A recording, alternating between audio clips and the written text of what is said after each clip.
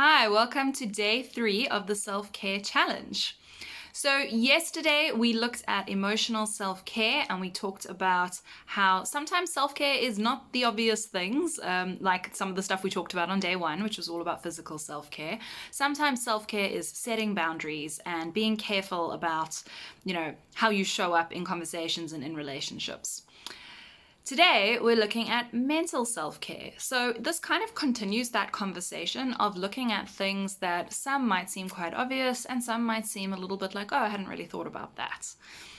Be careful with the obvious things, not to discount them immediately, because I think sometimes when something seems too simple or too cliched or too obvious, we discount it, we dismiss it, and we go, well, that can't be right. It's got to be something more, highbrow or complicated than that. And actually, it's often the simple things that are the most powerful. And just because something is simple doesn't mean it's necessarily easy.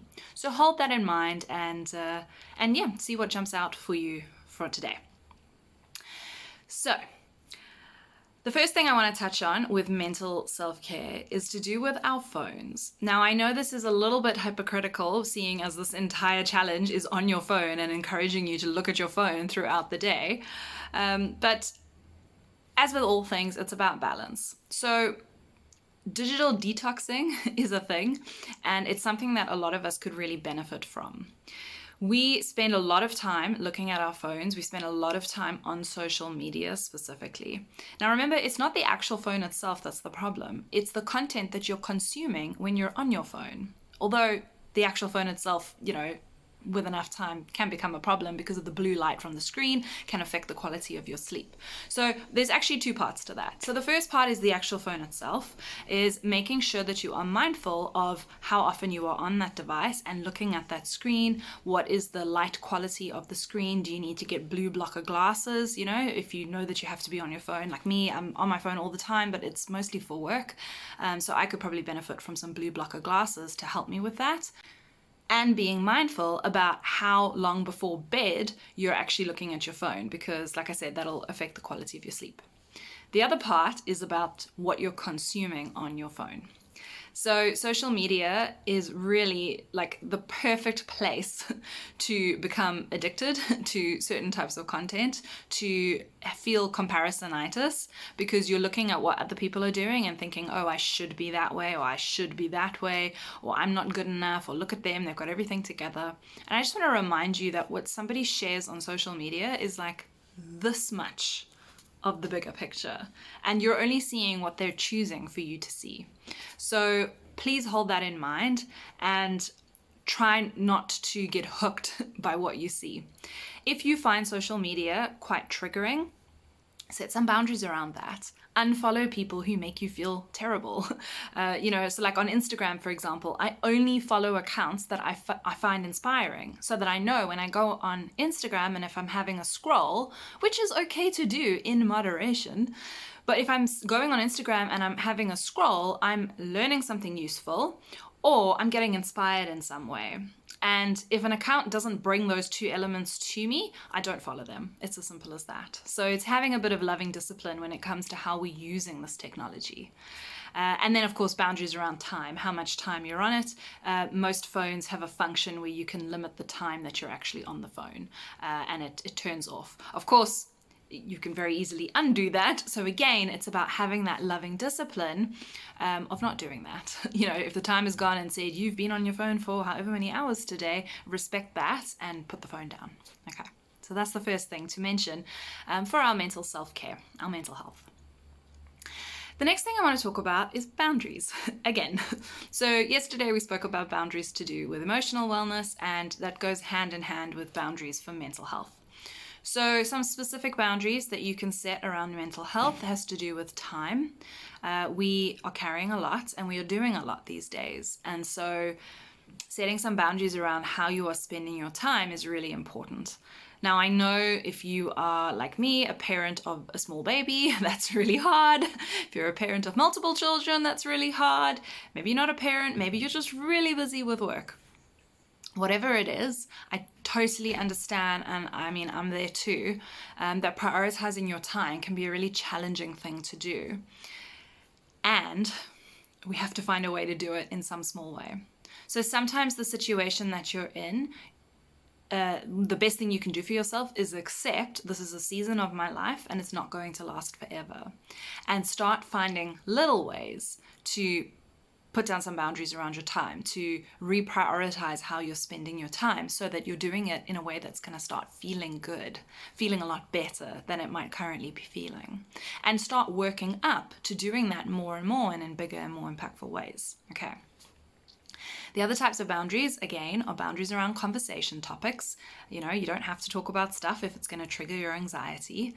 And also boundaries in your relationships in terms of the people that you hang out with. If you're around a lot of negative people, that can absolutely trigger anxiety for you. So, don't do it. I'm not suggesting you drop all your friends if they're all those types of people, but just be mindful about how you're engaging with them, because negativity is contagious, and the more that you start moaning, the easier it is to continue moaning. And the energy of moaning is a low vibrating energy. It doesn't feel good. And while it can be useful to do a little bit of that venting that we spoke about yesterday, be very careful about getting caught up in a negativity spiral, and that becomes the feeling that you have most often. So for your own mental health, practice some loving discipline around how you are showing up in your relationships and your conversations. Okay. With that, I'm not suggesting that you practice toxic positivity. So this is where people tell you, oh, just be grateful all the time and put a smile on your face and fake it till you make it. Like, absolutely do not do that. Because any time that you are dishonest about how you are feeling, even with yourself, that impacts you negatively. It's not going to feel good and it's not genuine. And our whole goal with all of this is to be authentic, to come back to ourselves, to be who we really are. So if you are feeling crappy, it's absolutely okay to acknowledge that to yourself and to share that with somebody else if that's going to be helpful to you. What I'm suggesting is find balance with that, with everything, but find balance with that.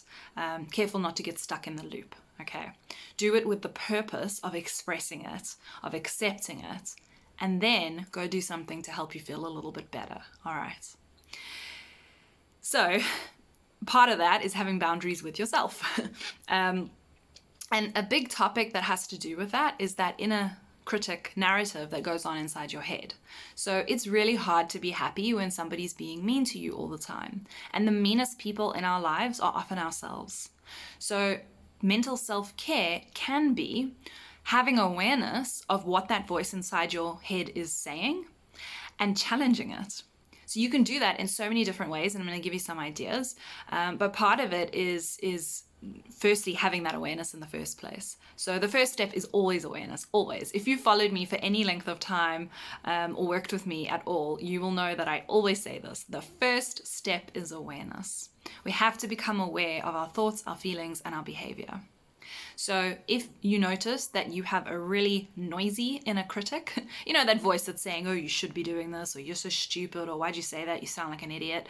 You're so fat. Like all those horrible thoughts that we think about ourselves. If yours is really active, become aware of that.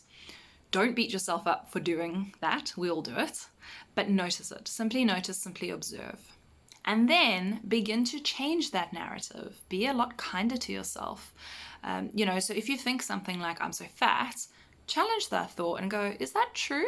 Am I so fat? And even if I am overweight, does it matter? Start reframing things and start challenging yourself to look at things differently, to expand your mindset around certain topics. Like, for example, weight. What's wrong with having a few extra kilos? Keeps you warm and whatever, you've got womanly curves. Okay, great. Celebrate your body. It's doing so much for you. And I know that's easier said than done, especially when there are so many messages that we receive throughout our lives, especially as women, around body image and that kind of a thing. But begin to unravel that for yourself, because if you don't become conscious to it, you're going to keep beating yourself up and you're going to keep feeling shitty as a result. So start becoming conscious, start challenging those thoughts, start replacing them with kinder thoughts, okay? Notice the language that you use. If you're using really limiting language, using the word should all the time is your absolute first clue that you are not living authentically. So when you start saying things, I always say when you start shitting all over the place, when you start saying things like, oh, I should be thinner, or I should be making everything from scratch when it comes to feeding my child, or I should be whatever. Those are, I would ask you, should according to whom? Because most of the time those are rules that have been taught to you by society, by your parents, by the big people in your life when you were growing up. And that doesn't mean that they're true for you. So when you notice yourself saying should, change it to the word could, because could gives you choice. Oh, well, yeah, I should be doing that. Well, I could be doing that. It's one of my options. Let me decide which option actually makes the most sense to me. So becoming aware of this type of thing and the language that you're using is mental self-care. It's going to help you feel better. And that's what self-care is all about. Okay. So some of the ways that you can challenge that inner critic is you could take up journaling. So we spoke a bit about that yesterday, about, doing a brain dump, getting everything that's inside your head and just putting it on a piece of paper. It can be so useful because it gets it out of your body, out of your head. But also it can help you make meaning of a situation, make sense of a situation. So looking at something that's challenging you from different angles, from different perspectives, can really help you figure out what's the best way to move forward, what's the bigger picture here, and that's gonna help your mental load, your mental health. Okay. The other thing that can really help you is doing body work. So again, remember I said that all of these 4 aspects of self are connected. So our bodies and our minds are just, it's almost like it's the same thing, to be honest. The line between them is so thin. So doing body work, things like emotional freedom technique, which is also called tapping, you may have heard of, doing energy work, energy balancing, which, by the way, I actually do with my clients because I'm a trained energy healer. Doing breath work, anything that helps you process the stuck energy that's in your body is going to help your mental health, like direct correlation. Okay. And remember diet, I said there was a connection between our gut health and our mental health. So go find out more about that. The Deliciously Ella podcast that I shared on day 1, they speak quite a bit about that. So, be mindful about what you're eating because it actually does affect your mental health too. So find that body-mind connection and start doing something positive to help that along. Okay. And then the other thing is mindfulness. So I'm going to speak a lot about meditation tomorrow when we look at spiritual self-care, but I wanted to mention mindfulness today because we, especially as women, but in general, we are carrying a lot in our minds. We were talking in one of the parent groups that I'm in yesterday about how we feel like we do so much as mothers, but to be honest, everybody, we're all carrying a lot, mom or not. But we were just saying how we carry so much in our heads that if we had to try and write down everything that we are, in charge of, that list would just go on and on and on and on and on, because so much of it we do without even realizing. And that's called mental load. So it's like, for example, if my partner Garth says to me, I'll go to the shops for you, it's not as simple as that. I've now got to go make him a list to go to the shops because I know what's in the fridge and I know what we're going to be eating and I know what Evie needs in terms of she's, on solids and all of that. Like, it's not as simple as he'll just go to the shops and get what we need. I've still got to think about it and give him direction. So I'm still carrying a lot of mental load about that thing that he's going to physically go do. So whilst that is helpful, I've still got to have a lot of input about it, and that's exhausting. So mindfulness can really help us with this mental load. And mindfulness basically means being fully present in the moment. It means that when you're doing one thing, don't be thinking about something else.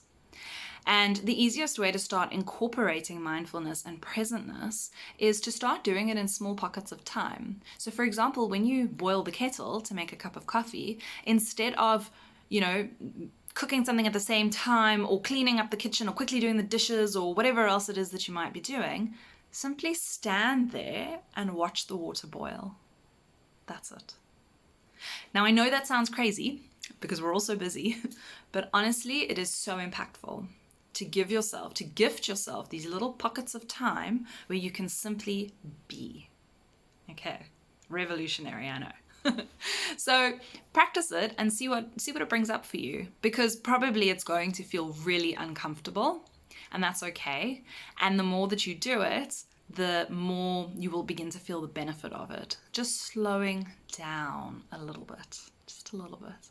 I promise you that 100 things that are on your to-do list will still be on your to-do list. Like, I mean, I know that they're still going to be on your to-do list, but even if you just knock one of them out while you could have this quiet moment to yourself, like, does it really matter? Is it really going to make that big a difference? Or can you gift yourself that time?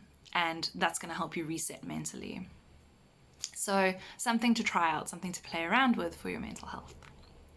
And then the last thing I want to mention around mental health is learning. So for me personally, I find learning so stimulating, so inspiring. It really helps me with my mental health. So I'm training to become a transactional analyst, which basically means an expert in people development, like personality development, how we form our inner beliefs, our relationships with other people. But it's a really long process. And so I've been part of a learning group, a monthly learning group for the past 5 years.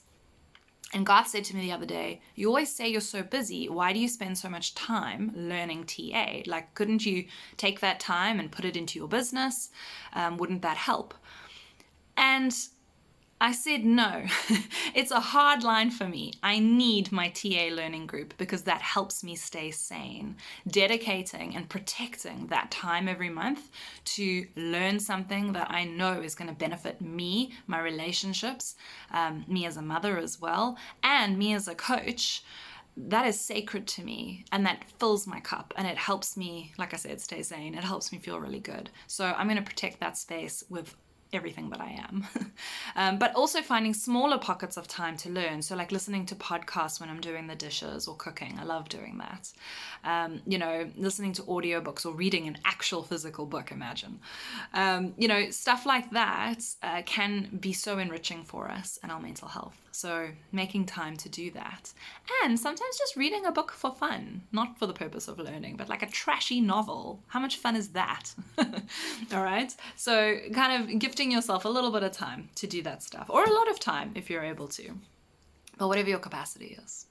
Okay, so that's it for today. A lot to think about when it comes to mental health. I mean, I could talk about anxiety and all of that in so much detail, and I do have a lot more resources about this topic. And all the hundreds of mini topics that fall under this umbrella. So if you take your learning with me further, I promise you there's ample opportunity to learn more. Okay, but I'll share more about that later in the week. Okay, so my challenge to you today, as always, is one act of mental self-care. Let me know one thing that you're going to be doing that's going to help your mental health today. Send a picture or drop me a voice note or a message of you doing it. Or share on Instagram or Facebook and tag me, Kirsty Melmoth Life Coach. Okay, thank you so much for your time. I know it is so precious and I've gone a little bit longer today, but I really want to honor you for showing up and for sticking with it. We're on day 3 and you're still going. Like, so many people drop out after day 1 if they even get there. So you're doing beautifully and well done. All right, I will see you later. And tomorrow we'll be looking at spiritual self-care. All right, bye.